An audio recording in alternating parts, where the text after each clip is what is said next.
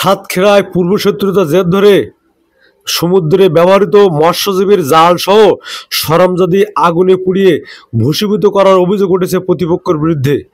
আত্মঘাতী ঘটনাটি রবিবার গভীর রাতে আশাশুনি উপজেলার প্রতাপনগর ইউনিয়নের চাকলা গ্রামে ঘটেছে। স্থানীয় সূত্রে জানা গেছে, প্রতি বছরের ন্যায় আগামী 23শে অক্টোবর মৎস্যজীবী খায়রুজ্জামান বিশ্বাস বঙ্গোপসাগরে মাছ ধরার জন্য জাল ও সরঞ্জাদি প্রস্তুত করে রাখছিল। ওই রাতে সকলের অজান্তে কোনো একটি সময় দুর্বৃত্তরা এসে পেট্রোল দিয়ে জাল সহ সব কিছু পুড়িয়ে দেয়। এতে মৎস্যজীবীর প্রায় 15 লক্ষের অধিক টাকা ক্ষতিগ্রস্ত হয়েছে। এবছর ওই চাষির আর সাগরে যাওয়া সম্ভব হবে না। তবে তার পরিবারের অবস্থা কি হবে?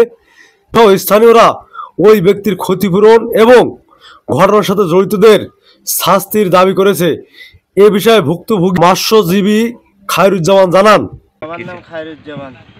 আমি একজন জালি মানুষ।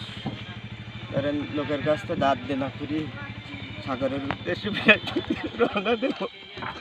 কিছু সত্যি বলে সে আমার রাত্রি 4টা দিয়ে জালগুলি সব ধরে দিয়ে চলে যাচ্ছে। ওই বড় রৌপ ঢালি মারি দেবে বলি কয়েক জায়গায় ছবিও দিয়ে দিয়েছে, টাকাও দিয়ে দিয়েছে। 40 লক্ষ টাকা আমার লোকের কাছ থেকে নিয়ে আমি এই ব্যবসায় যাচ্ছি। আমার একদম ধ্বংস করে দিয়ে গেছে। বৃহস্পতিবারে নৌকা খুলবো, আমার জন্য সাগরে যাওয়ার দুটো বাল বাচ্চা মা বাপ নিয়ে যেন দুটো ভাত পানি খাতে পারি, সেই ব্যবস্থা যেন সরকার করে দেয়।